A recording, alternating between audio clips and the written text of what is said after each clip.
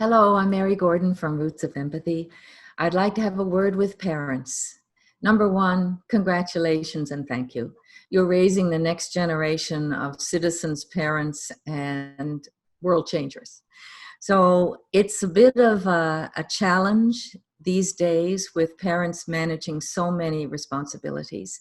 Number one, your responsibility is your children. Normally it's just parenting them. Now it's teaching them. And also many of you are struggling with trying to do your work from the office at home.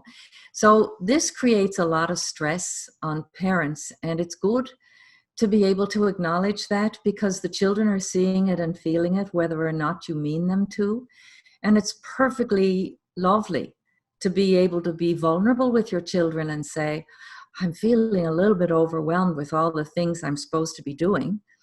And this gives the children the entree to be able to share with you the things that they might feel a little bit overwhelmed about because they think you're perfect. It's wonderful if you can say, I made a mistake, or I wish I hadn't have done that, or maybe it doesn't matter that I didn't get to do the laundry. We got to have a couple of games or fun together. So I think this idea of sharing with the children how you're feeling allows them to share with you, because their mental health and well-being really depends on how they are able to come clean with how they're feeling. That if they simply have the ability to tell you, I'm worried about something, and you might not be aware of it, but children very often in this pandemic are worried about death. They're worried about death in the family. And if you have honest sharing with them, this will come up, and you will be able to give them the straight goods on it. And children feel very much supported when they're not alone in their concerns. So I would encourage you to look at your children's behavior and your own behavior with the lens of stress and anxiety. Everybody tries to do such a good job at everything, or being a perfectionist is not a good thing, because you don't acknowledge the things you've done well. You just seem to see what you didn't do well.